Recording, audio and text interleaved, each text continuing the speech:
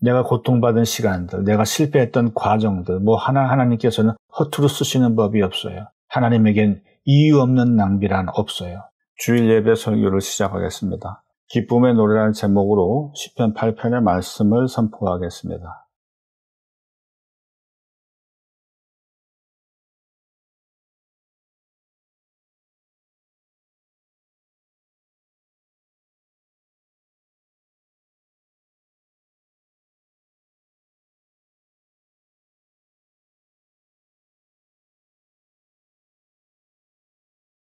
여호와 우리 주여, 주의 이름이 온 땅에 어찌 그리 아름다운지요. 주의 영광이 하늘을 덮었나이다. 주의 대적으로 말미암아 어린 아이들과 젖먹이들의 입으로 권능을 세우시며 이는 원수들과 보복자들을 잠잠하게 하려 하심이니이다. 주의 손가락으로 만드신 주의 하늘과 주께서 베풀어 두신 달과 별들을 내가 보오니 사람이 무엇이기에 주께서 그를 생각하시며 인자가 무엇이기에 주께서 그를 돌보시나이까. 그를 하나님보다 조금 못하게 하시고 영화와 존귀로 관을 씌우셨나이다. 주의 손으로 만드신 것을 다스리게 하시고 만물을 그의 발 아래 두셨으니 곧 모든 소와 양과 들 짐승이며 공중의 새와 바다의 물고기와 바닷길에 다니는 것이니이다. 여호와 우리 주여, 주의 이름이 온 땅에 어찌 그리 아름다운지요. 이 시의 표제어는 성가 대장에게 깃딧에 따라 다윗의 시라고 되어 있어요. 깃딧은 현악기예요. 깃딧은 가드라는 말에서 유래되었어요. 가드 하면 누가 떠올라요? 골리앗. 사무엘상 17장 4절에 골리앗이 가드 사람이라고 되어 있어요. 깃딧은 블레셋의 현악기이기도 하고 포도주를 만들기 위해 포도주를 발로 밟는 축제의 리듬이기도 해요. 다윗은 골리앗을 살아있는 하나님과 그 군대를 모욕한 원수로 규정하고 죽였어요. 하지만 그들의 악기와 리듬은 막이라 하여 멀리하지 않았어요. 이렇게 다윗에 의해 깃딧, 기쁨의 노래라는 음악 장르가 탄생했어요. 1970년대 미국 교회에서 1980년대 한국 교회에서 교회 예배에 드럼을 못 치게 했어요. 악마의 리듬이라 해서. 거룩한 예배에 어떻게 그렇게 세속적인 악기를 쓰냐고 해서. 만약 다윗이 문화에 대해 이런 네거티브한 접근을 했다면 깃딧이란 기쁨의 노래 장르는 세상에 나오지 못했을 거예요. 시편 8편 외에 깃딧이라는 장르에 따라 쓰인 시는 시편 81편, 시편 84편이 더 있어요. 재미있게도 시편 8편의 저자는 다윗, 81편의 저자는 아삽, 84편의 저자는 보라 자손 각기 달라요. 근데 이 세 시의 공통점은 깃딧이에요. 이 기쁨의 노래라는 리듬에 따라 라임을 맞춰 시를 썼어요. 오늘 시의 배경은 기쁨의 노래예요. 여호와 우리 주여, 주의 이름이 온 땅에 어찌 그리 아름다운지요. 주의 영광이 하늘을 덮었나이다. 여기서 이름은 히브리어로 쉐임인데요. 그 단어엔 그냥 name, 이름이란 뜻도 있고요. glory, 영광이란 뜻도 있어요. 그러니까 주의 이름은 곧 주의 영광이에요. 동어 반복을 피하기 위한 시적인 기법이기도 하지만 어원적으로도 이름과 영광은 같은 단어예요. 여호와 우리 주여, 주의 이름이 온 땅에 어찌 그리 아름다운지요. 마 에디르, how great, 어찌 그리 큰지요. 또는 how majestic, 어찌 그리 장엄한지요. 감탄문이에요. 여호와의 이름이 온 땅에 어찌 그리 큰지요. 주의 영광이 하늘을 덮었나이다. 하늘은 히브리어로 알 쉐마임, above the heaven, 하늘 위에요. 그냥 하늘이 아니고 하늘 그보다 위에요. 보통 하늘 하면 세상의 끝, 우리 생각의 최대치인데 그것보다 더 위니까 하나님의 영광은 우리 생각의 한계도 뚫은 거예요.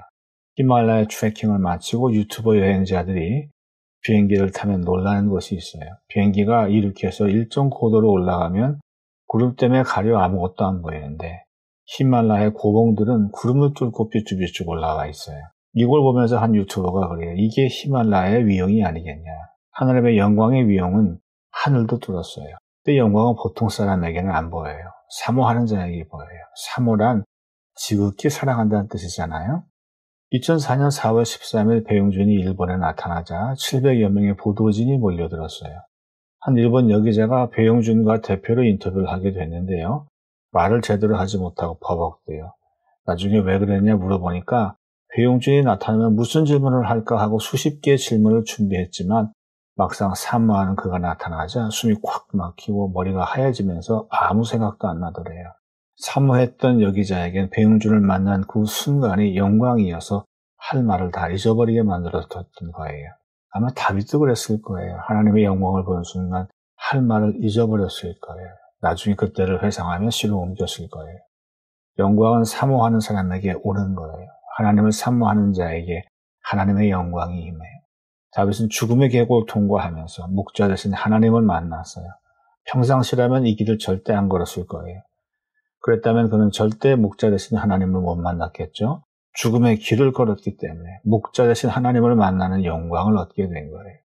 그래서 내 삶의 위기도 실패도 고통도 내 삶의 어떤 부분도 허투루 볼 수 없어요. 이게 다 하나님 만나는 통로거든요. 다윗은 하늘 땅 하늘 위까지 주의 영광스러운 이름이 가득하대요. 세상 어딜 가든지 무엇을 하든지 언제 어디서나 난 하나님을 만날 수 있어요. 힘든 길을 간다면 오히려 하나님을 더 잘 만날 수도 있어요. 주의 대적으로 말미암아 어린 아이들과 젖먹이들의 입으로 권능을 세우시며 이는 원수들과 보복자들을 잠잠하게 하려 하심이니이다. 대적, 원수들, 보복자들 다 나를 힘들게 만드는 적들이에요. 근데 그 적들을 다윗은 주의 대적이라 불러요. 내 원수가 곧 하나님의 원수예요. 왜? 나를 대적한 게 곧 하나님을 대적한 거니까. 주의 대적으로 말미암아는 주의 대적들 때문에란 뜻이에요. 주의 대적들 때문에 누굴 세웠냐? 어린 아이들과 젖먹이들을 세우셨어요. 아가들의 무기가 뭐예요? 입이에요. 이게 뭘 뜻할까요? 원수들의 공격이 말로 온 거예요. 온갖 궤변과 거짓과 비논리로 떼쓰고 고집부려요. 남처럼 욕할 수도 없고 저주할 수도 없고 등에다 대고 칼을 꽂을 수도 없어요. 할 수 있는 게 나는 기도밖에 없어요. 놈들을 이겨낼 재간이 없어요. 그러다 깨달았어요. 하나님께서 저들 상대로 옹알이들을 세우셨어요. 옹알이에는 논리가 없어요. 문법도 없어요. 그러니 저들의 강력한 변칙 공격, 즉 궤변과 거짓과 비논리가 하나도 안 먹혀요. 저들의 무기는 말인데 옹알이들한테는 말이 통하지 않으니까 저들도 이길 재간이 없어요. 권능을 세우시며 그랬어요. 권능은 히브리어로 오즈인데요. physical strength, 육체적 힘이란 뜻이에요. 꼬맹이인데 힘이 세봐야 얼마나 세겠어요? 근데 그 꼬맹이 손이 하나님 손에 붙들려 있다면 어떻게 되겠어요? 전능자의 그 강한 힘을 그대로 쓸 수가 있어요. 예전 만화 전도지에 꼬맹이와 마귀가 발설하는 장면이 있어요. 마귀가 이길 거라 자신해요. 근데 꼬맹이 팔을 전능자 하나님께서 쥐고 계세요. 잠시 후 마귀의 팔이 패대기에 쳐져요. 꼬맹이 팔을 전능하신 하나님께서 잡아주시니 그 어떤 세상의 팔보다 강한 팔이 돼요. 세우심이요. 야사드인데요. has established. 이미 세우셨다예요. 시제가 완료예요. 문제는 현재 벌어지고 있는 상황인데 승리는 이미 설계됐어요. 이길 거다가 아니에요. 이미 이겼다예요. 우리 원수 마귀와 이미 이긴 싸움을 하게 될 거예요. 이는 원수들과 보복자들을 잠잠하게 하려 하심이니이다 그랬어요. 그렇게 잘 떠들던 저 원수들의 입을 셧더마우스 하게 만드셨어요. 원수 마귀는 나를 상대할 급도 안 돼요. 그래서 내가 원수 마귀를 묵상해야 할 이유가 1도 없어요. 그럼에도 불구하고 막상 사람들 때문에 마음이 힘들고 어려울 때가 있어요. 그러면 빨리 말씀의 자리로 돌아가야 해요. 그건 원수들을 묵상하라는 사인이 아니라 말씀을 묵상하고 하나님 만나라는 사인이에요. 문제는 묵상해서 빨리 하나님 만나라고 그래서 힘의 근원에 연결되어 다시 강력해지라고 하나님께서 마련하신 장치예요. 여호와의 이름이 영광스러운 이유가 있어요. 세상이 평화롭고 멋있기만 해서 그런 게 아니에요. 세상을 살다 보면 희한하게 골치 아픈 문제들이 빵빵 터지고 골치 아픈 인간들을 만나게 돼요. 하지만 걱정하지 마세요. 다 처리되게끔 하나님께서 이미 설계해 놓으셨어요. 깨달으면 시야가 열려요. 주의 손가락으로 만드신 주의 하늘과 주께서 베풀어 두신 달과 별들을 내가 보니 시야가 열리니까 하나님의 우주적인 스케일이 보이기 시작해요. 도대체 하나님은 왜 이토록 빛나는 달과 별들로 밤하늘을 멋지게 수놓으셨지? 감탄하게 돼요. 나 하나 때문에 온 우주를 만드신 건 아니지만 마치 나 하나한테 온통 맞추어서 온 우주를 만드신 것처럼 느껴져요. 코가 막히면 자유롭게 숨을 쉴 수 있는 것에 대해 새삼 감사하게 돼요. 방글라데시의 수도 다카를 방문한 여행자들은 자신이 그동안 얼마나 깨끗한 공기를 마시면서도 감사하지 못했는지 깨닫게 돼요. 우주를 탐험하는 우주 비행사들은 유해 가스만 가득한 다른 행성이 아니라 하필 산소가 풍부한 이 지구에 어떻게 해서 살게 됐는지 그 섭리의 오묘함을 느껴요. 사람이 무엇이기에 주께서 그를 생각하시며 인자가 무엇이기에 주께서 그를 돌보시나이까. 나를 위한 장치들이 왜 이렇게 굉장할까요? 왜 이렇게 정교할까요? 여기서 사람, 그 인자는 같은 말이에요. 동어반복을 피하기 위한 지적인 기법이에요. 여기서 인자를 예수로 해석하는 분들은 문맥을 한참 벗어나는 거예요. 여기서 인자는 그냥 사람이에요. 우주적인 차원에서 볼 때 내가 보여요? 안 보여요. 나 하나 없어진다 해도 우주는 아무 문제 없이 잘 돌아갈 거예요. 그런데 이토록 먼지같이 작은 나를 위해 어쩌면 이렇게 거대하고 정교한 우주를 만드셨대, 하나님은. 뭐 이런 느낌. 도대체 내가 뭔데 이렇게 잘해주시지? 이런 느낌을 다윗이 받는 거예요. 생각하시며 자하르, to be thought of, 염두에 두다라는 뜻인데요. 시제가 완료예요. 하나님이 우주를 만드시기 전부터, 즉 설계 단계부터 이미 사람을 염두에 두셨던 거예요. 돌보시나이까 바카드, to take care of, 돌보다라는 뜻인데요. 시제가 현재예요. 어제도 오늘도 내일도 하나님은 항상 나를 돌보세요. 하나님이 온 우주를 기울여 나를 돌보세요. 왜 이렇게 잘해주세요?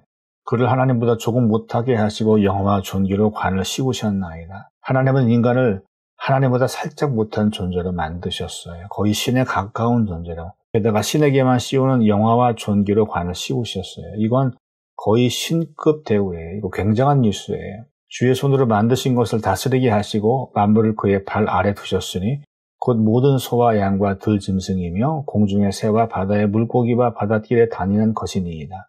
다윗이 하나님은 우리 인간을 거의 신급으로 대우하신다. 이렇게 느낀 이유는 하나님이 우주 만물을 지으시고 그에 대한 지배권을 우리 인간에게 주셨기 때문이에요. 내가 뭔데 이걸 다 맡겨주시지? 너무 경이롭고 감격스러워 이해할 수가 없어요. 여호와 우리 주여 주의 이름이 온 땅에 어찌 그리 아름다운지요. 여호와 우리 주여 주의 이름이 온 땅에 어찌 그리 아름다운지요. 여호와의 이름이 온 땅에 어찌 그리 큰지요.